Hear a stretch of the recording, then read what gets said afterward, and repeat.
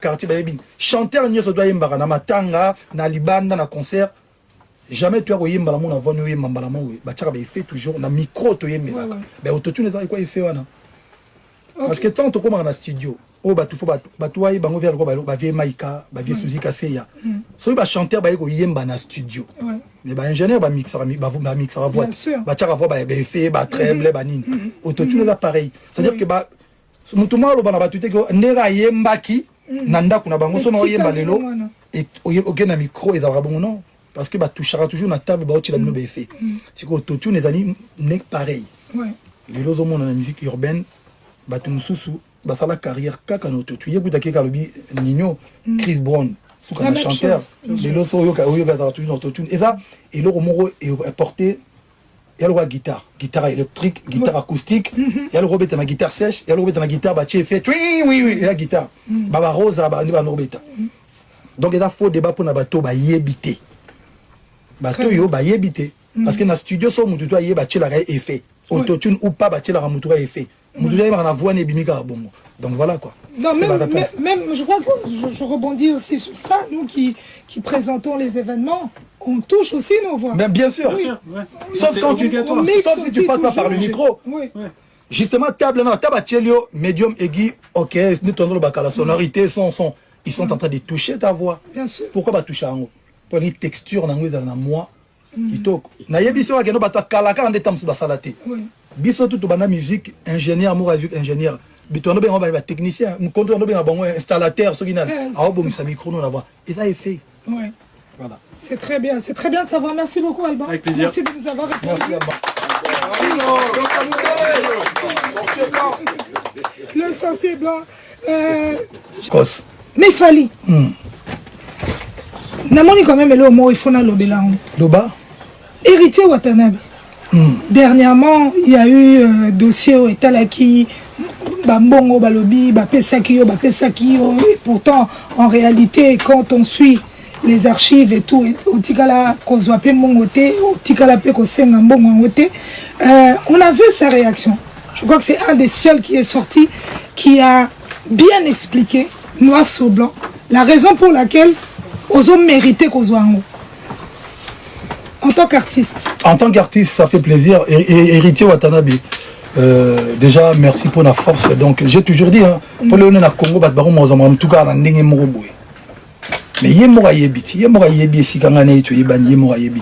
donc, bon, parcours, mais en tout cas, aujourd'hui, ça fait plaisir, moi, avec l'artiste, Bazo, Bazali, privilégié art. Na ba relation, on n'est pas obligé de tout le monde met la café mais au moins il faut moi cohésion on est à la polémique ma logique d'insulte je trouve que il y a un sens et comme baby sa musique na biso je le dis vraiment sincèrement polémique babilo on a guerre inutile je pense que donc il est temps que tu batika marambwana tout ta musique on aime ta défendre couleur à musique naïe te défendre de couleur moko à drapeau mboka. En tout cas, voilà, héritier Watanabe, grosse force à toi. Merci pour notre soutien. Yumoro yebi. On a le bâti. Pour son lobby et son lobby trop. Yumoro yebi. Et puis rappelera à Batou. Ici qu'à tout yebani. Donc voilà, on est ensemble. Tokos. Merci beaucoup. Merci visite Mora. Au quartier là. Donald Trump, ouais. Donald Trump toujours. Avec London. Ouais. Ben victoire. Yemei. Atonga immeuble na Bovan. Chins Kabengel. Machi. Tout ya tembe. Tout ya tembe. Merci beaucoup. Merci Victor. Visite Mora. Au quartier là, Donald Trump, ouais. Donald Trump toujours. Avec London. Ouais. Voici la voix d'un peuple éveillé, par Isaac Elvis Kandoya guidé, l'analyste des sons de la rime et du cœur, qui dévoile la vérité sans peur ni rancœur. Tolobanus, paroles sans filtre pour une jeunesse lucide qui refuse de fuir contre les faux discours, contre les déguisements. C'est la vérité brute portée fièrement. Puis Tolobanus, la voix qui réveille. Tout pour les jeunes, pour les vrais, pour ceux qui veillent. Dans la culture en force, l'avenir s'émerveille. Faut promouvoir l'art là où le cœur s'égrène. Mélomane, que la musique résonne. Chaque mot est un feu, que la conscience entonne. Debout jeunesse, que ton esprit frissonne. Le Congo avance et notre voix résonne. Tolobanus, paroles sans filtre. Tolobanus, paroles sans filtre. Tolobanus, paroles sans filtre. Tolobanus, paroles sans filtre. Tolobanus, paroles sans filtre.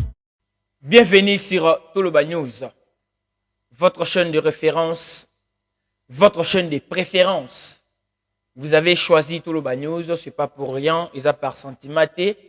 Vous prenez Toloba News parce que chez nous, c'est le respect des normes, respect des principes et surtout, le respect des artistes et musiciens, vraiment parce que tout peut rater.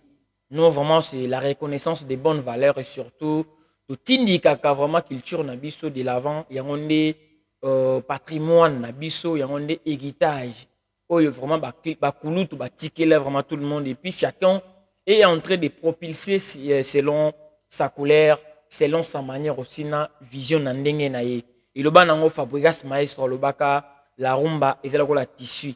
Ils ont dit nango déjà wana yo katara na ndenge na yo utunga selon modèle na yo. Donc chaque artiste et musicien azali ko beta la biso musique selon modèle o yaye parce que rumba ils la tissu, il faut utunga, muso ko tunga ne pantalon, muso ko tunga ne robe, chemise, ça dépend. L'essentiel ça là bien, très important. Donc tu vois que pour na ko benga na bato ba ila biso ba discussion ba débat moko inutile na bato ba memela biso buzo ba na musique ya Congo, notamment appuyé par les artistes et musiciens.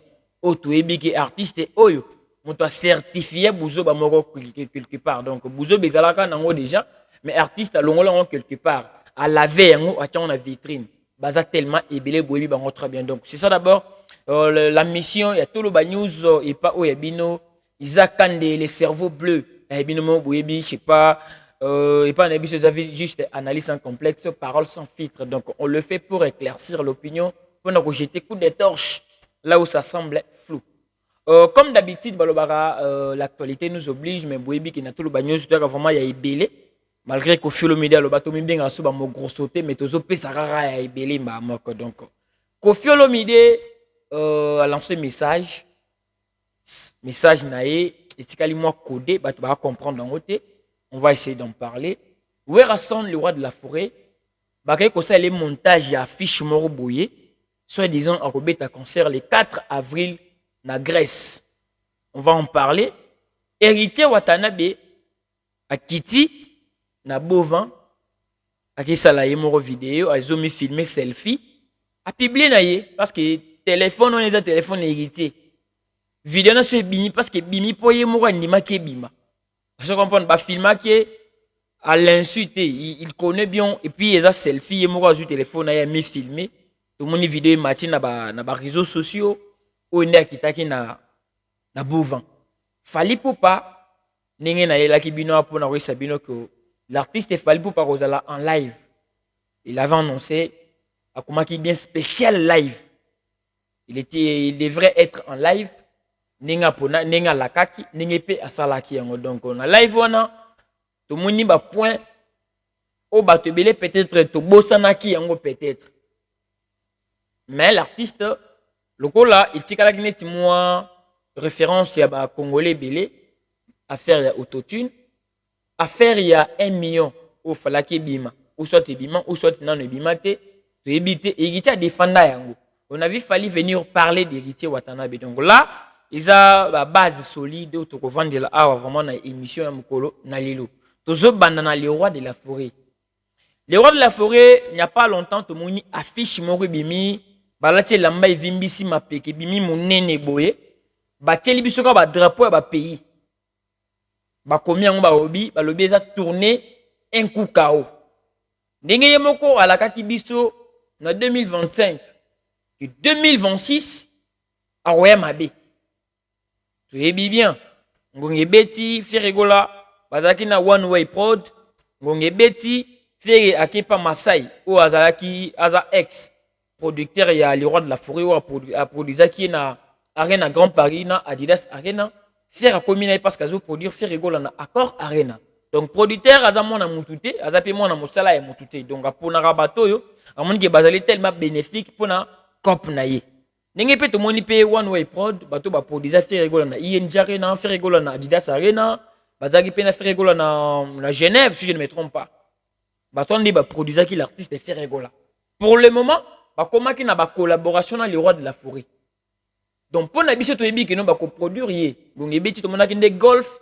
Tant kaka ba s'il si contrat na bango golf na Masai ba comment ni ti moi ba pick and mais to tikala comme on avait koyo kata version ya Masai té.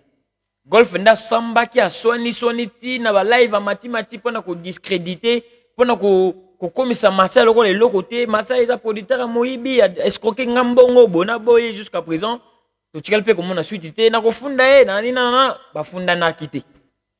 Kaka golf wana nde azo produire Manda chante de Salé Bunginga nde to moni na affiche o bateli biso kombo saleza Carquias Palace batiango na Grèce. Donc côté tourner un coup kao to moni un coup kao to moni suite té ni date té bateli biso depuis c'est donc c'est ma première fois na mon artiste bateli biso affiche ya ba drapeau kaka aucune date aucune salle ba informer le moroté mais ba komika ra tourner. Donc ebeti ba moni to moni pe tongo mo etani boye ba affiche oyo e bandi ko mata o bozali ko mona oyo ba affiche oyo etamboli na ba page.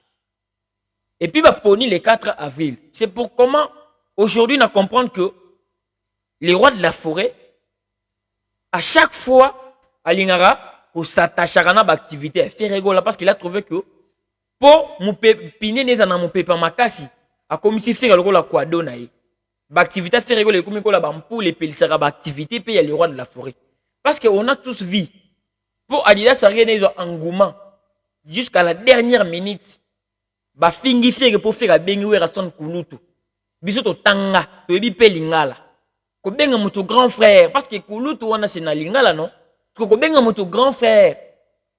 Et comment problème ti siko za la guerre moko déclaré au fait rigola ba ba mutu na makoloté bazaka na guerre wana ti siko ba finga affaire to boy côté biloko na ye ba sala coalition entre bango ba to égité na ba to fali poupa siko tant ba s'accrocher na eloko na pona ko boy que no faire rigola manquer ouais respect ndi to monaki yangume ye makasi et c'est neti moi coalition na bango na ba warrior ba saneti bazo alimenter yango ndi to moni ngezala ko na salwana selon la configuration que le vie a Zouakan. Et tout n'a pas quelques pourcentages. Je peux dire 70% selon la configuration. Pas selon la totalité de la salle. Mais on beti ba fiche au bino vous allez comme on oyo. Oh, akobeta le 4 avril. Même histoire. Quand on y a en 2023, le 24 juin est fait rigola.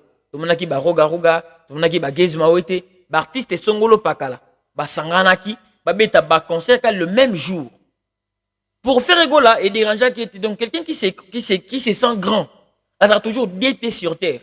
Bah fanatique va méga qu'on s'agiter, faire rigola l'accès bah fanatique, il faut savoir de quoi je suis capable et de quel artiste que vous soutenez. Faire abima qui est fanatique, les boutiques à finga roga, boutique au champagne dans le roi de la forêt, nga date neza mutute, tout le monde a aimé. Les lots, si on se souvient. Si on se rappelle d'une date, un certain, le 24 avril, et le 24 juin, le 24 avril, tu se rappelles dans le stade de martyr et fait rigola, et le 24 juin. On est bêti le roi de la forêt dans la même optique, tout quand est-ce qu'Internet, sur mon réaction est batte. Battez toujours le 4 avril, mais en Grèce. Maintenant, on a vendu Boévi qui n'a pas panique, n'a pas agitation, n'a pas capacité, ce qu'il y a salle oyo. Donc, on a bâti salle na Grèce, na tout na Grèce wana, le roi de la forêt vous allez devant combien de personnes? La salle wana, capacité nango, ils a nini. Totanga, na ba capture. Mais à mon na nango kuna, est-ce que la salle existait ou ça n'existait pas? Oyo naza d'abord na Google. Na tout ni bien. La salle Carquias Palace de Grèce a combien de places? Réponse est ici. Les résultats des recherches ne fournissent pas d'informations spécifiques sur une salle nommée Carkias Palace en Grèce. Il est possible qu'il s'agisse d'une faute de frappe pour les Cassandra Palace Resort Spa ou les Crestan Palace Hotel. Pour na bango, recherche on a quelque luka et cause à la erreur de frappe n'a commis peut-être bien été. Mais pour na bango salo batikala ko bango te na Grèce. Pour les Cassandra Palace Séicide Resort à Cryopidie. Ils ont faut comprendre, ce pas les Français. Ils ont il s'agit d'un hôtel avec des chambres et des suites, mais sans capacité spécifique de salles de spectacles mentionnées. Comme on a Grèce, on a dans Google, comme on salle hôtel, on va le bien être. Il fait rigoler libaya, où est libaya, c'est un triplex. Si vous avez un liban, vous les bêtis, les barakaka. Pour nous, ils ont un libaya, c'est normal. Ça, les dates, les 4 avril, c'est pour tout le monde. Donc, Tokiti, les Crestin Palace Hotel à Roden peut accueillir jusqu'à 5 personnes par logement. Ils ont hôtel. Par logement. Les Kalitea Palais des Sports à Faliraki a une capacité de 1400 places. Veuillez vérifier l'orthographe du nom de la salle. Combo je ne sais pas Google qui a vérifié l'orthographe bien. Donc, je bien na koti Google doute na habité. Nazo qui na chat GPT ngamona qui na chat GPT na tuna pour Google peut-être à cause là azamwa qui dit na kitina chat GPT. Tout cela déjà parce que na tuna na sala ba recherche na ngakuna. Na komele bonsoir. Ndeko na chat GPT azongisi bonsoir Isaac. Comment voir ce soir? On parle de quoi aujourd'hui? Musique, rumba, vocabulaire ou autre chose. Pour na mamébé tout cela naïe. Na tuni, je vais savoir la capacité de cette salle qui se trouve en Grèce, Carkias Palace. Yokasko réponse P, ya ndeko na biso chat GPT.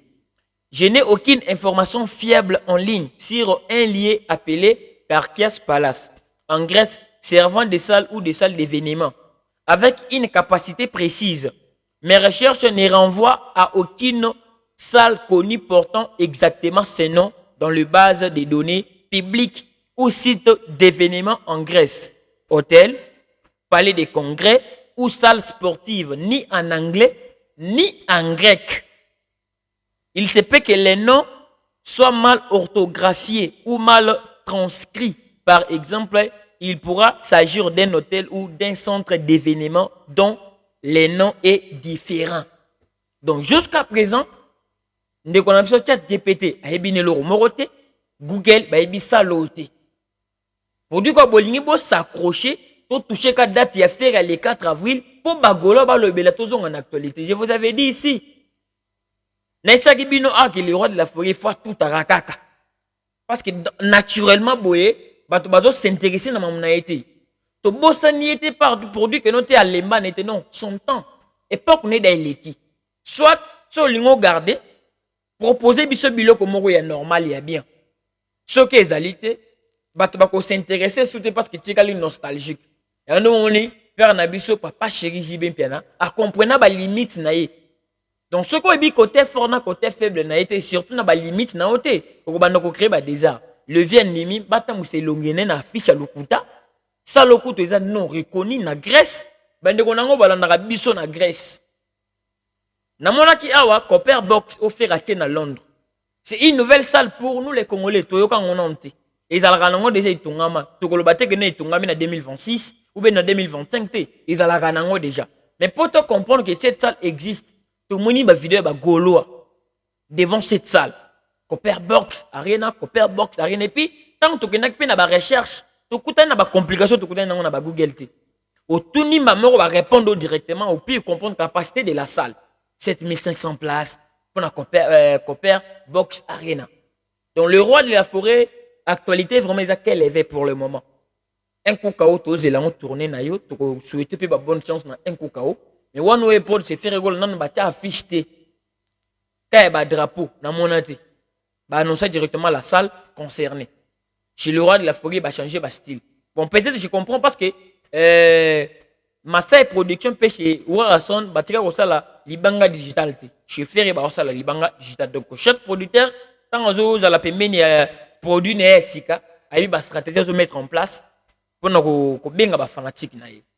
On a point et le roi de la forêt. Donc Kitty est pas héritier Watanabe. Héritier Watanabe jusqu'à présent na isa ki binoko a comme créateur de contenu. A commis mutaba challenge. Ça montre à quel point il s'accroche à tout prix. Donc mutalongwe na ba classe na ba émission. A na ba classe na ba ndenge tout. Sans aucune réponse venant de Ferregola. C'est quoi aketi na lingwala na bovin. Ce que au lula ka lingwala bisika faire avant d'aga. Payer ka lopang. Parce que maturité na komi komona et pas héritier qui dit pourcentage. Musicien a yébé le roi salaté au déplacé 23 heures. OK, lingwala, le moko c'est filmé. Kenda ta ke no bato muso ba mono de loin wana héritier bato ba na komi tuna. Il vidéo bon sur recueilli. On comprend peut-être que notre langue, les gens dans le quartier à faire et commune à faire et car tout le monde. À quoi rendre bateau visite quand les gens c'est normal. Mais yo qui yo bandi comme filmer tout ça au filmer dans le balabala à pocher caméra ne longi ou tout ça en direct des bovins bonabo hérité tant des osso pa yo. Parce que biloko bondo c'est la fait que ça la fait zo guerre na bilona faire les a basé côté nini côté musique tout côté biloko ba bébé. Ata ino subina gez bazara na ba classe na mona ya biloko ozo sala ote. Si tu veux être en guerre avec Ferregola, relever qu'à ce niveau. Donc yozo kuta mutu likolo muta kitaka na mabelete yondo zolinga boza na classe na ye mata côté azali. Mata côté azali bosa la classe na ndenga likolo côté azali okuti mutu na 4 mituka. Bolingo sala guerre yosu mata di. Isala ka bon. Jamais mutu na ba mituka parce que ateka mituka na ye botika la ba piéton bosa la guerre. Donc zozo ngisa mutu bisika utaki. Je ne pense pas hériter. Mitalata yomoko que non dans 10 ans, il y a Ferregola. Dans 10 ans, il y a fallu pour pendant 10 ans, oh yo. Il y a des effets bénéfiques, il y a des et faire rêver les fanatiques. Yo kan si bagolo ba buta maka pambara lobby a. Yo kan si ba waroyo ba buta mika lobby a. Non ba waroyo ba zalaka na bango déjà. Les juste ba fanatiques. Mais ba fanatiques na ba bana ko zenga fo ba pesa bango ko mboya ko la moto zalaka na déjà mais bo pesa suko isika na yemoko pour reconnaître son existence. Et là, on a scellé l'existence à Bafan. Yo ya yoko to pesa ka d'une manière là prématurée pour moi que no ba spiritas pe bazalaka. Parce que comment ba spiritas bazay mais yo ça la guerre ba fanatique ba salaka. Donc tant yo tiginda ko no longwe 23 heures na bovan faire à lalaki. Tu trouves que la personne que tu calcules, il y a écouté yo ko lata ou lati pena ou tie parfum ou ko tu mutu ko na keti bovan. Moi que polémique na milieu simbate polan non. Tant que bien créateur de contenu, mon osco spiritas ba yo. Comment manquer héritier respect, mais héritier nous propose quoi?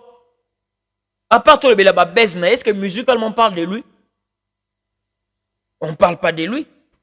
Ferregola a bougé n'était à Salimba est fort en macacité. À l'égal en France 24. À Yembi, à Pessi d'un projet donc tout le monde n'a moutou n'a bigue nous Ferregola ça un projet. Au ça la featuring n'a mon élément boy française. Alors ça la featuring n'a vient élément il n'a quinta ça. Quand j'avais remarqué, dernier voyage, j'ai fait rigoler. Voilà ce que j'ai fait n'abisso bailler le compte Miss.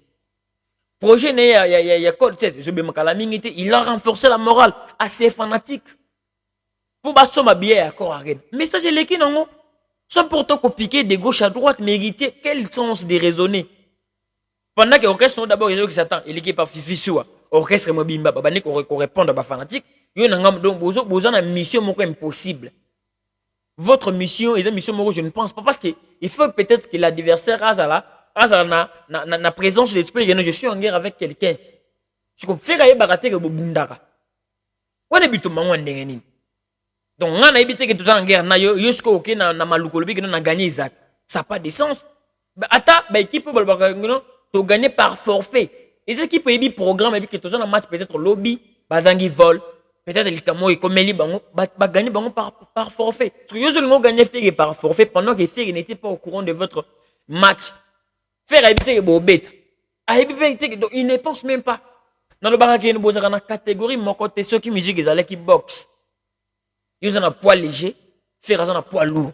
Et dans ça qu'on diminue ôté. Ils ont la Martin Bakole na grand frère naie, il a Macabre, Junior Macabre.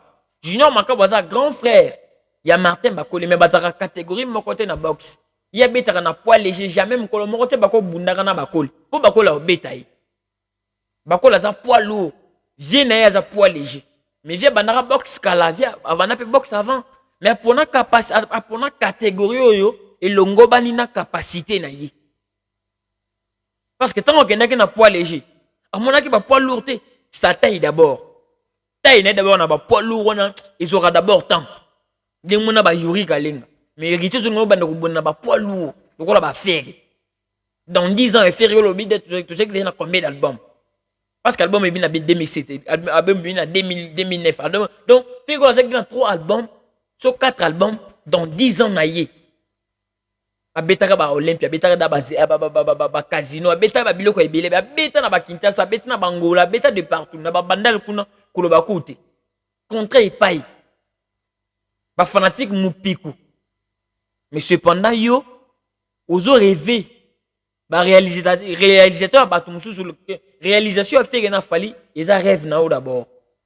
À la place de croire à tes rêves, il faut penser d'abord que ozo na musala makasi ya osala. Oui, comme il y a bébé polémique, pour là, donc on dirait, vous avez une dépression. Oui, bien, vous avez la sauté, donc, t'as là ce que vous avez d'abord fanatique leader. Soit les gens ont des spégitas, t'as là, contenu, vous proposez, fanatique, oui, ayo. Faut bon, balandani. Fallait que Nathalie, on a moi, kasi, on a mon arayo, ok, on a moi, on t'aime, payé, on a fait que on a mis la caméra. Bino, on a créé, donc, et puis, vous êtes content, tu es très, vous êtes très bien. Polémique, vous êtes créé un makasi, hérité. Et puis, vous êtes le retour pour Sungayo. Moutoumon boyebi que natuka boye pour épais un retour dans des moments où ils sopayo. Nous, on attend de toi la musique. Oye la bus en tant qu'artiste, musicien, hérité, watanabe, totori, no yatembi. Mais parcours, non, ils ont bien dit. Non, Monique, Charline, par l'équipe, boye, hérité, watanabe, na onge musique parce que to tiki parce que to koli na onge musique à maison mère na ani nanana azaki impoli le roi de la forêt banoko za ba plainte belé atika po akola yoka parcours en mutu na moni vidéo mo bozo sala ba ushim soki ushim mata ba biloko na bonga ba jiduka ekitia watanabe tu nous vends que l'image de toi to kanga nini venant de toi moi que yondo zo même ma distraction ma casse to ebi dans une école dans une salle de classe élève va déranger à mingi à bourrique. On connaît tous biso to ibina mwana. Moi mouké parce que balobaka l'exception ils en a ngoté. Mouké cause ça déranger na moment moni que je suis nazal libre. A combien ko déranger mais a déranger na pourcentage belé ko le ba bourrique. Bourrique ana ba matière te na cahier na e.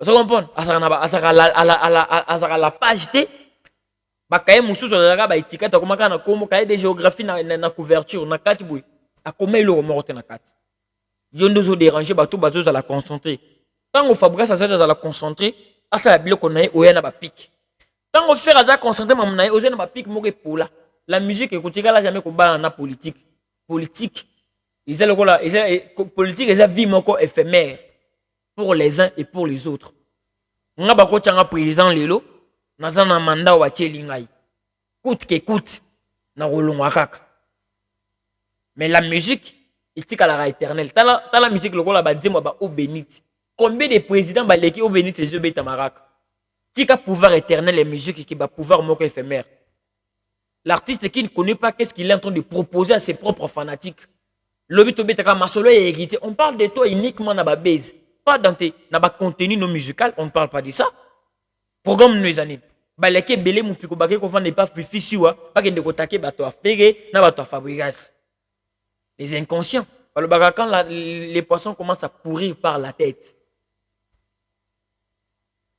on comprend à ta train ce que déjà mon toi train quoi ba wago eta biloko tu elandene eta molandene yo ozo be ko kuma bato na balanda ki parce que ba moni que non wata c'est d'abord un jeune aso bana musique bien ça veut dire l'avenir doit être rassuré à travers tokende asala encadrement batalan na biso mukolo nzambe pa ko pese biso nzela mususu tokende mais en attendant agardaka biso nanu batalan ebunga nanu ti mais ce que tu es en train de faire ozo lembisa bango nde tout monde chefali Nathan mukala wana comme les Nathan mukala ils mukala neti ende to binga ba mikala te mais Nathan comme les soki Nathan mukala tango yaki na F victime ayaki en tant que chanteur mais lelo il se contente ya kobina makasi Parce que quand tu as vision artiste, il a quitté. Il s'est adapté juste.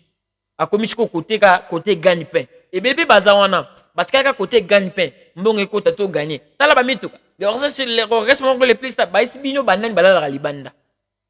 Mise ni bomona na balabala tambola makolbe so ba moto. Tiko ya sikanine binombo ebo la biso ya ba distraction na banini akabeli bango mituka, ali bango ba mapango, ça veut dire quoi? Ça apporte quoi? Fallait pas qu'avoir mapango na ba Dubaï. Est-ce que l'embi c'est pas compter ko beta ba Stade de France pour annoncer biblio ni mususu les concernés. Héritier va t'en avoir besoin soupa yo. Vous comprenez les autres soupa yo. Donc continue dans dossier, il y a l'artiste Fally Ipupa. Dossier artiste Fally Ipupa. Dans résumé d'abord, qu'est-ce qu'il était venu faire dans live. Marambo live on a boire nanga kolobango en avant, on a vu bino kaka tolze la live.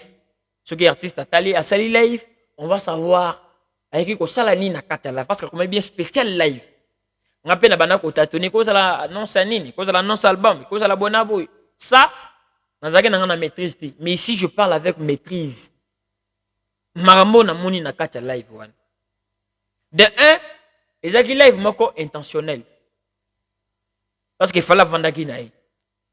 Mambo itali XX to ebi déjà qu'il fallait comme ça album XX. Asala qui déjà live à Mambo. Mambo fallait ça na live oy. Asala qui ont déjà na live jour ya Stade de France naïe. Imagine, je ne comprends pas Fally Ipupa pourquoi à comment qu'on s'est sous-estimé. À comment qu'on s'est sous-estimé Fally Ipupa perdre repère. A commis beaucoup plus agité dans la live. Imagine mon annoncé live et annoncé date Stade de France. A ici batu na jour ko bima na prévente et au barobanda côté ka ba bien na prévente. Mais ngonge beti a sali live ka pona Mambo déjà comment na page batu ba commenter qui a ebelé. Donc les gens étaient déjà informés. Aujourd'hui, il y a plusieurs canaux pour passer un message ou bien pour informer. Et surtout aux gens les plus suivis na artistes congolais. Yo a 10 millions. 10 millions d'abonnés na page Facebook na yo. Suivi de Kofi le ministre na 6 millions. Batumso ba na faire écoute na ba 1 million 900 000 abonnés. Fabrice ça na ba 2 millions ba yekité nanana. Mais yo d'abord aux likolo parce que ça a 10 millions donc ce petit message déjà tout le monde est informé. Tout le monde a déjà au courant qu'il fallait le bac et puis message nous est komaki. Mais nous étions étonnés tout le monde il fallait faire sous live. Ok, ça devrait être une surprise dans le Stade de France. To coach boda taliboso fala bimi na babilamba tout abitakan. Organiser comme moi séance mo 10 minutes kakawana. Qui vraiment lolo, je suis fier, tala il a mana banana ngote. Il ngesa la moi loko mo boya bien. Mais biloko forcer les biso surprise dans le Stade de France aux autres sont na ba live. Le bito le ballon fala ça a bien entouré. Na le bébé était na kanda na live oy. Tout est comme malem. Live was intentionnel pourquoi? To munifier rigolo le guiné na isaki bino. Beaucoup de comparaison au média yango. Faire rigolo l'équipe na France 24. Il a chanté faire à Yembi. Et Yembi il a fait rigolo na chaque artiste a pensé que nga photo pour t'en a fait. Azaki dérangé. Parce que faire ça na ba ennemi moko silencieux. Na ba ennemi baza na cloche ya notification il est là net hérité. Aza ennemi a fait oh cloche il est là. Soka ningi soli bilinga ngonge soli là. Mais ba manda chante banane baza ba ennemi moko silencieux donamité mais bazo kufa donc bazo souffrir en silence. Siko bato ba souffrir en silence ba contribuer na bato baza na cloche ezopela. Masa loko yo da ba yeba yo kindanan. Masa yo kindinan. Masa yo kindinan. Bazo contribuer bazo ajouter ba force. Faire l'équipe na France 24. Nani alobeli ngote. Nani alobeli marambo ote. Tout le monde a lobeli yango. Et puis so tali ba dimna ko multiplier ba émission pour na critiquer français à faire. Parce qu'ils savent que faire attirer d'abord barre plus haut. Surtout tché mundelo makas côté français mais côté ko yemba to kolobani. Et puis côté français na boye ba erreur à Mickey, ce n'est que normal. Ngape akutu boye bina to lobanyuza na bombarda rabi na ba français moge pola. Mais l'important c'est le message que Montazo me la rabino. Qui n'avait pas retenu le message de faire rigoler en France 24. Journaliste a remarqué d'accord ndengeni. Faire avait chanté avant, pendant et après.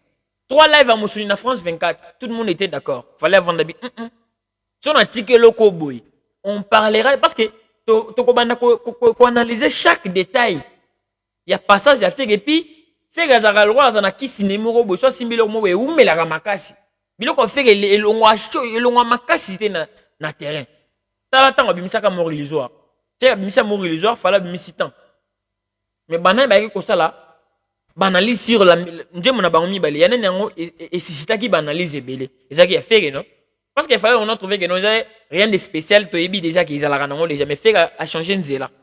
Sans cynique. Na rappela que loko ke faire là et la sans cynique. Ba Charlotte Dipanda, Batisco les Soutan, tout le monde. Na fala zago au courant qui fait bimisi moi style me roboy. To ebi biloko faire rumé la ramakati. Ko fala timba habiter. Dans cela peut-être erreur la première fois. Donc c'est peut-être la troisième fois mais dès oh cinquième fois oh faut non na lande la show. Comment que rumé la fallait ôter dans on c'est live. Live peut-être comment on peut-être le moment où il y a sikanakata live hein. Tout le monde peut-être que non peut-être n'a que battre record et chant. Au fur et à mesure qu'on a le sabino que qu'on a aigle. OK, to la casse. Tu charger ba chombo na biso ba to ba méga passi oh. Tu reçois ba 200 méga na biso to zela. Live on bazo la biso ni na kati ya live. Akay ko la biso journaliste na yi de Young. Voy de Young wana elongo banité. Parce que ont mouillé ba to makasi na voix za rosique. Na le belanga ba vaite na ya ba vote na le bela fali pou. Fallait na live. Live e banina ba distraction. Kubina fallait ba tienze mon parti ba kati, ba tienze mon parti ba kati, ba tienze. Je veux dire Fali n'était pas posé. Live est en plein studio. Qui doit faire un artiste et musicien en plein studio? Pas ça le rani. Parce que studio ils ont la salle à veiller, il y a matin il y a veillé mortière. Ils ont la salle de fête. Ils ont bisika loembo et ça la marakuna. Ils ont usine place bassa la musique. Quand là où on entre, ils ont la place basso sala nini, hein, basso enregistrer basson. Faut nous prouver que vous êtes en studio. Si quand on fait la comparaison à faire boyote, bino bokote la rafé. On a fait na plage, on a ban télé les bazanan. Ba bengi fait pas Théodore et bien au bien ma papa Balthazar. Au bien gema, ota Guinée équatoriale kuna. Fait na plage, bisika batu basakanaka, ou latino moi coupé, moi tout le poulet, le milieu qui na maïbo sepel. Fait que mon on eti pour ne pas perdre temps. Ya zo mbaka donc fait que mbati na toilette. Fait que na douche changer mba ne kaka. Fait que soit là le boss tout bandi ko mbaka. Il nous montre son côté fort. Mais fallait matin live to retenir point mi balé. Ngana ko bakisa troisième point parce que naza muto nyonso zaka e mabete. Point liboso na retenir fallait te venir pour na le bela ba fanatique na e ba somba billet il y a deuxième date. On comprend directement que deuxième date billet ils ont qui n'est vraiment bien été. L'artiste a pour renforcer ba fanatique né moral qui acheter les billets. Deuxième point fallait pour pas avec le bela album né formule C tout le monde déjà ils ont déjà certifié disque d'or na CNM Centre National de la Musique wana ils ont organigramme côté d'Afrique. Ils ont martelé que Kalaming était tigale sur 2500 ventes pour la certifier en France. Ce qui veut dire à que notre team tout ça comment on peut boyer parce que la chérie n'a pas 2500 CD car pour un cadeau anniversaire non cadeau à Saint-Valentin non qu'on imagine 2500 CD pour un cadeau il y a Saint-Valentin pour baper sa fali disque d'or et puis disque d'or basé la car et koka ba benga yo comme ko sala en promotion basomo po aujourd'hui disque d'or c'est que la rayango wana ne pisika ngana comprendre ngai à part ça de retenir là où il est venu parler des héritiers Watanabe et là où l'artiste nous a parlé pour se justifier sur l'affaire autotune. Maintenant, on a d'abord place où beaucoup d'explications il fallait là mundele ne basangani bakomi même moral pour expliquer biso importance autotune. Tout le monde d'abord extrait il y a vidéo fali na mundele na basangani na live. Bazo expliquer biso ba congolais affaire il y a autotune. Tout le monde après, toujours pour des détails. Alors l'autotune, vaste sujet. Est-ce que vous entendez Alban là maintenant? Ouais, c'est bon. Ouais, on l'entend. Autotune, franchement, c'est. On est en 2026, donc en fait, l'autotune, c'est quasiment obligatoire. Oui. C'est-à-dire que celui qui n'utilise pas d'autotune, il est à l'ancienne. Il est archaïque. Voilà. Donc c'est plutôt le problème inverse, tu vois. Et Et après, tu peux choisir de l'utiliser plus ou moins, comme un Nino qui va le mettre à fond, Ouais. ou un Fally qui va le mettre un peu moins. Ouais. Mais l'autotune, ça se met partout. En fait, tu mets la gamme de la musique dans l'autotune, ça te corrige un peu les notes, mais ça va te donner cette couleur vraiment de Que la tu musique veux, actuelle, ouais. quoi, tu vois. Et voilà, après, tu peux l'utiliser. Tu vois, un Nino sans autotune, il n'existe pas. Non. Donc, ça veut pas dire que ça enlève au Son chanteur. identité. Ouais, voilà, ça Ouais. enlève pas son identité. Il s'approprie l'autotune. Et il va... ça enlève rien, en fait. Le talent, il est là quand même. L'autotune, c'est juste un outil qui te permet de faire le son, tu vois, actuel, quoi. Oui, un peu le Sinon- raffiner. Voilà. Ça modernise. Voilà, ça modernise. C'est Merci, ça, le- merci Alban. Merci J'ai beaucoup, bien Alban. aimé j'ai bien aimé sa définition quand tu dis. définition. En fait, aujourd'hui, si tu n'utilises pas l'autotune, c'est à l'inverse. l'ancienne. C'est à l'ancienne. archaïque. Moi, je vais faire une version lingala. On a un loba parce que moni balobela ngo trop ti bato ba yebite bako moya ba idiose bato yo ba yebi. Ti bato il faut tout apprendre bato. Voilà, la famille. Marama Boye. On a Sony na place à Fally Poupa. Parce que c'est très honté. Ça fait même peur d'en parler. Fally Poupa banda musique sans autotune. Fally Poupa banda musique rumba na biso ya base. Au coupé rumba ya bataboulé, yaba Wemba, Papa Wemba, yaba Madilou, yaba tout le monde. Les lots Fally Poupa pour quoi appuyer autotune. Alors ba Nino le ba matériel didactique. Ba Nino. Et puis Mundela Fally Poupa. Azo lenda makas na lukuta ba vanda bino. Nous sommes déjà en 2026. C'est obligatoire. Il faut utiliser l'autotune. Tout le monde utilise. Et puis Fally nous explique quoi. Fally zo ba ke non moni autotune zela kwa ndenge ba kinatena ba matanga ava oyemba boye.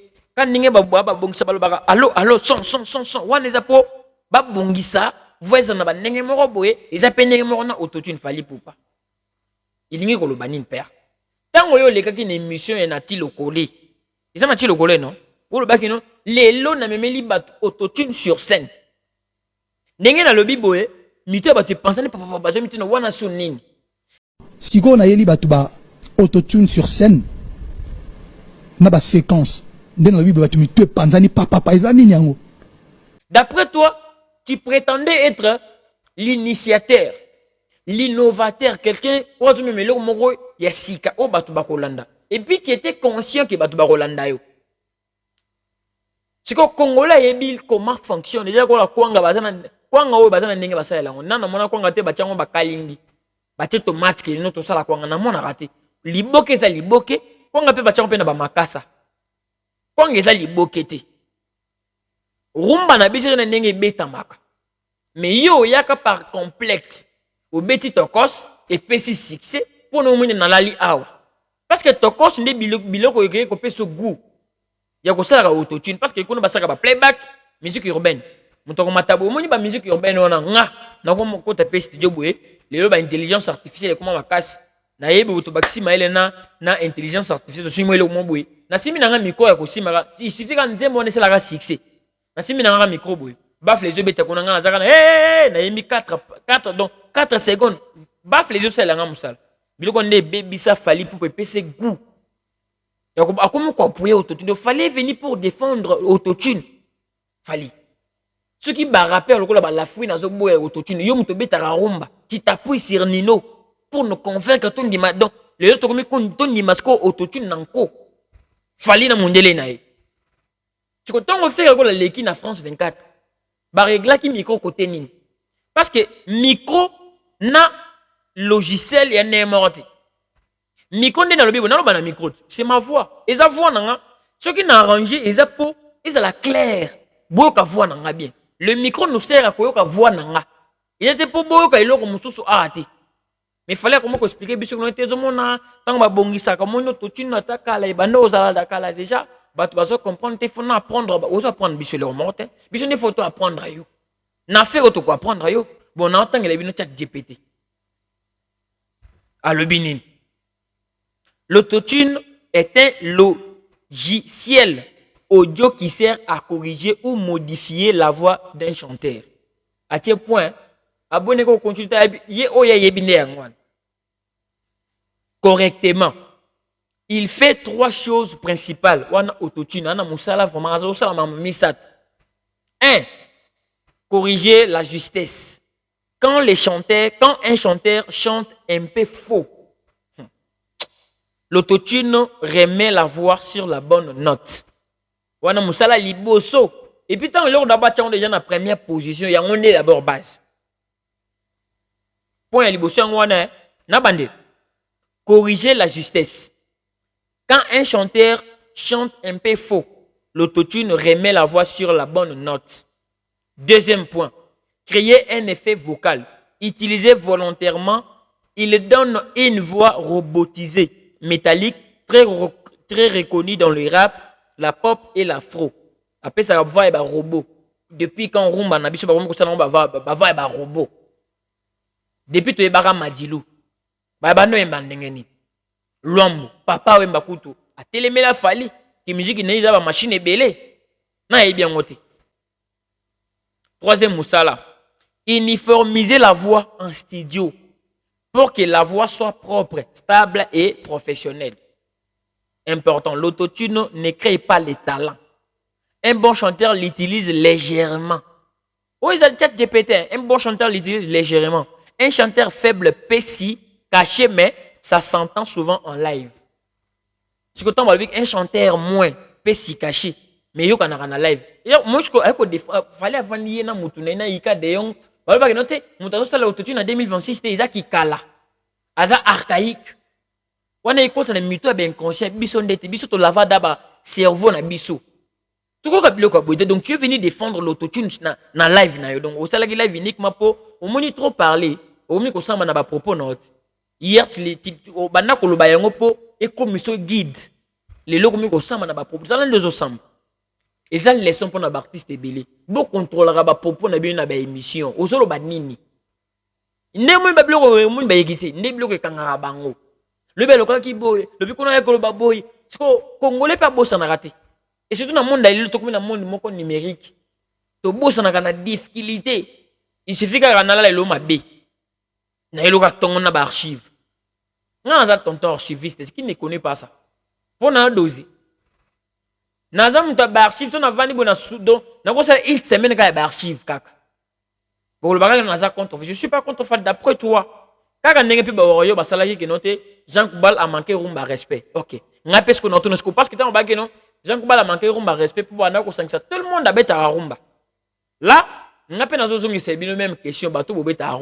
Est-ce que rumba na biso ils ont nécessité passer la autotune? Tu sais que tu as un plateau foyemba. Et que tu as un bongissilo. Que bongissa micro ils ont pour laver voix et comment tu vas changer en bas sens té.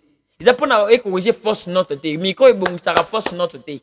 Oh tout le monde a qui mixeur ils ont un mixeur nan ils ont rapport voix vraiment bien clair bah tu vois bien. Parce que mais les faire rigolo on est peut-être comme s'il fallait comprendre que non tes faire ne baza bon bah bongissé là qui micro. Ni na comment na bagola ba comme bien faire na bango faire comme IA. Donc mouton je peux ça bateau bisika donc je peux ça bateau ba abax la bateau intelligence. Abax la bateau ba connaissance. Intelligence artificielle musicale.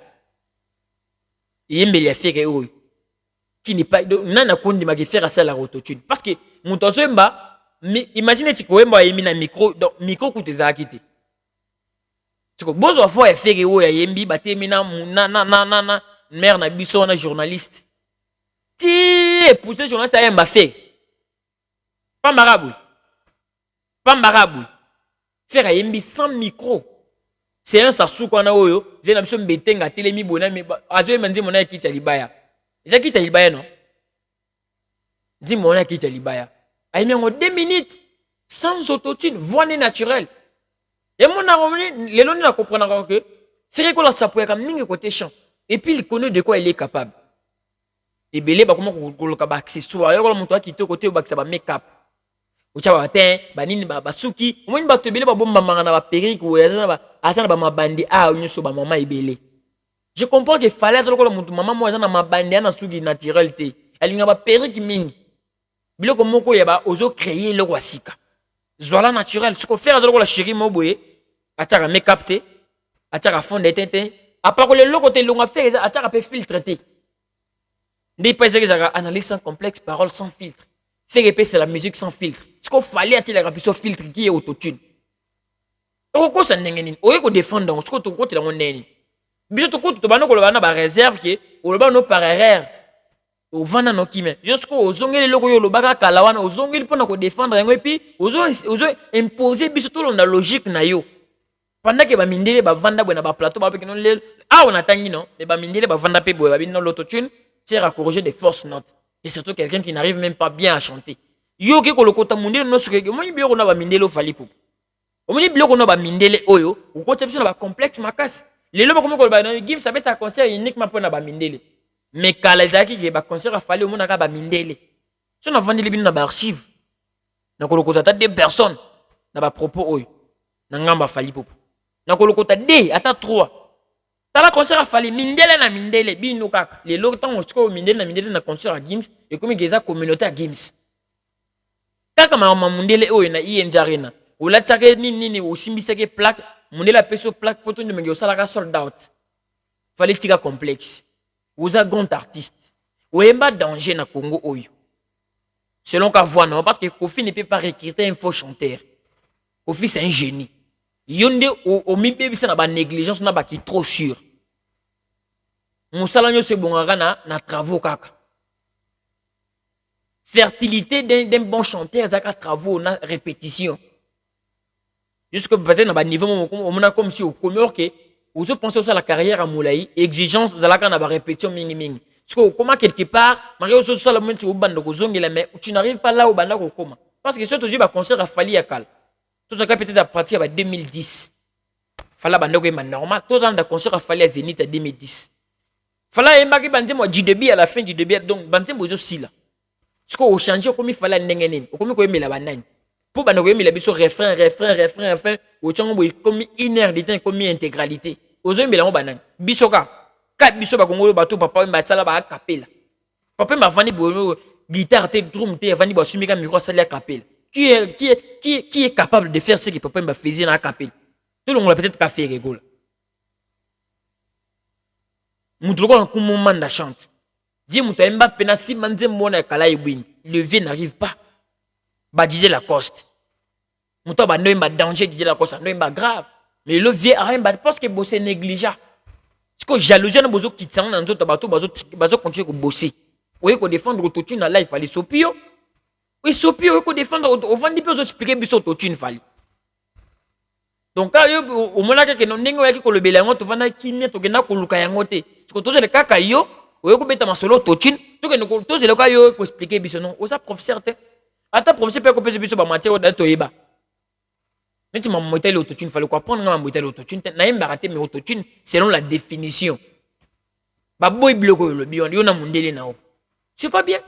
Et c'est complexe on mundele o ebi rumba, mundele o ebi valeur rumba. C'est la complexe. Mundele o les biso na live o ebi nini. Pas arranger des sons. Son nini. Bonaka mundele no na ba musique no beta album ya album urbain. Mais rumba tikara biloko père. O misiko kotana ba vina biso ba Maika Munene pour ko benga pena bo be alors vie Maika Munene na otino le mois 100 balles sur l'équipe émission défendre autotune one. O koti Maika Munene poign. O koti vie Maika pour Maika Munene ko yakaka pas défendre ga yo. Papa mbada boy Maika Munene papa mbada boy. C'est quoi ça? Ika dengo vandi na munene na yo défendre be ba mission no ba vandi pe. Sko koti na mitu na ba. Bato mukolo fala ko zalaka te to continue moko te na kati na bango atela ko mo lorambo na kwanga nata ko mo mbongo somba le pont asa vina donc baza penser ko propulser musique te pourquoi poser na naïveté moko to comprendre binotin ah pardon to que na faire au fala le beli Héritier Watanabe ce que déjà to moni des armées basangani pour bundisa pays moko quelque part c'est que ba moni ba faible ba 50-50 basangi ici et parce que dans la vie, tu l'auras 100%. Na bitumba, la musique, la succès, la santé, tu l'auras 100%.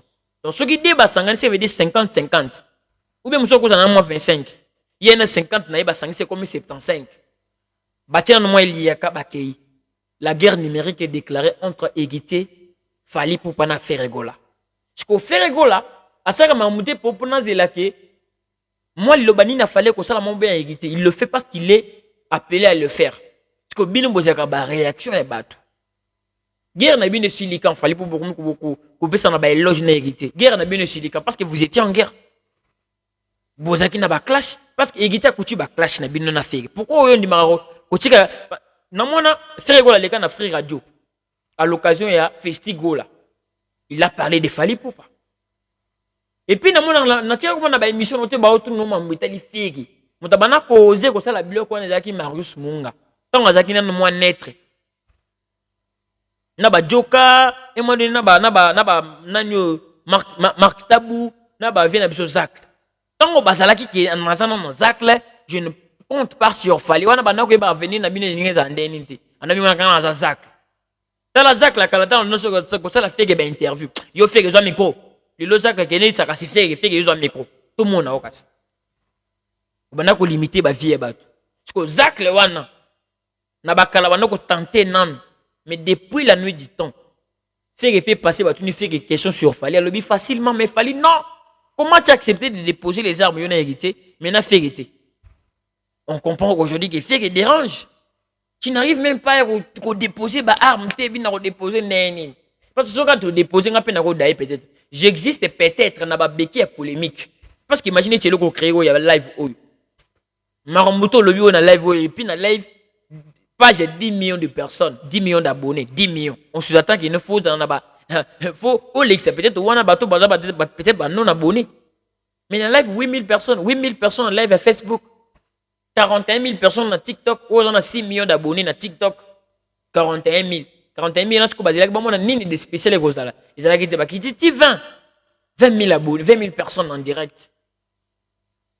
Mais nena monaki papa koloba. Pour finir on a rien vu. Message na ba wario bokanga yango bosumba babié, l'artiste vous a appelé bosumba babié. N'engé pas faire la personne là qui en. Il avait profité aussi à travers son passage dans France 24 à lobby que bosumba babié. Fallait pas ici bino que bosumba babié pour na stade de France. Mais ko le belégité bino mo ko valider que et puis je peux hériter mon salaire que ayebi bien. Yendenga yemo ayebi héritier ayebi bien yebi rappelaka bango donc héritier sera mon salaire. Il y a qu'on rappelle à Rabango côté Boyebanaka. Mais yo zaki sur place dans live. Tu ne pouvais pas aussi parler de dans mon temps boye marmouta l'héritier. Là beaucoup personne a raison entre le bagnou qui n'a le baraka Fally pour marmouta l'héritier Afrique n'a 5 minutes c'était. Alors bela 5 minutes papa. Allez qui l'héritier a pris son temps. Il y a qu'on analyser sur affaire 1 million. Vous voyez l'artiste a Fally Ipupa. Vous voyez on va devoir une pesa qui héritier. Musicien mais t'as la devoir yo pesa rai. Et voilà, mutumo na parlé na asa na mwana musala. Nanda ko zape patron. Mais libanda zape mwana musala mutu. Ndenge mona yigiti. Na la team moi dans c'est un patron mais chez toi azalo ko porter parole na yo. Donc on jouer des rôles. Mamutali emio d'abord hérita frena qui place wana atie coudron, à cadrer bien, à combler à torsionner tie ba couleur, à bongisi bien. Wana ba sous les kaoka ba féliciter. Ba dit ba féliciter. Tout le monde, félicitations, pour finir, c'est là qu'il y a le guide suprême au valider. De l'eau valider hérité pour renforcer lien à Bino. Moi, je ne pense pas que Bino est en bon terme. Vous avez dit que vous avez pour la cause contre Kafé, contre Kofi le milieu. À part ça, vous n'êtes pas d'accord. Vous n'êtes pas d'accord. Vous n'êtes pas d'accord. Vous avez dit que juste que la mission ka moko yola ba Ougandais, ba sangana ba Congolais, ba Kebundi sa Rwanda. À part ça, c'est la mission qui nous a réunis, ce qui nous unit est plus fort. Ce que vous avez uni, c'est juste la jalousie. N'a qu'au discréditer Rabatou, qu'au déstabiliser Rabatou. Et puis il y a un endroit qu'il fallait pas en train de dire que non, il a mis la musique na biso Congo, ma finge comme belé, polémique bona fallait pas. On le bani père. Yo sombi poison tient ndako, muto akufi comme ko dilele. Olé. Tu pleures quoi? Olé linini. Parce que poison na katikati da na ko privilégier muto asala on faciliter boma muto. O memi batu na poto ba ofinga. Yo ne ko ba ke note ma finga comme belé. So tali ma tango zo ba ke ma finga comme belé. Viens na biso Jean Sara nyoka longa na na finga la ke bat. To longo la vie. Tango zo ba ke ma finga comme belé na musique na biso Congo longo lai. Viens na biso muku wa bongo Félix Wasek. Nanya finge la kebat longo la vie. Papa chéri.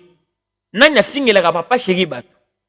longola papa chéri Koffi Olomide azalaki na balandri Olomide baza na bango baza kaka ti sikoyo baza Koffi Olomide aza na bato oyo bafingelaka ye nga azalaka na nga hypocrite te Ferregola azalaki na Muzeki Ndingo pour le moment Muzeki Ndingo aza su te bato batikali chez Fere bafanatique nde baofinga toloba bato ebino bocertifie bakoma basuper fan nani azofinga bato kote kuna botangelanga moko tokei epa sunani à part ça epa Fabregas nani afingelaka bato epa Fabregas soki aza boyebisanga toye mopanzi nani susu epa nani mosusu à part ça manda chante aza na baporte parole te depuis aza na baporte bapotanaka ye moko Didier Lacoste apotanaka ye moko yebisanga nani mais quand on parle de mafinge wana eza Jael Show eza Alexis Weti eza bato na yo bamanike bato bazocreye babuzo bane bango wana baza bato baprofitaka na visa venant de toi dondo yebi koma ko dossier bango yebi pe koma ko lobisa bango oza lokola télécommande na bango dire que non te mafinge koma ebile non donc ndengo au valider déjà équité au renforcer balien na bino on comprend directement quand on va yo yebi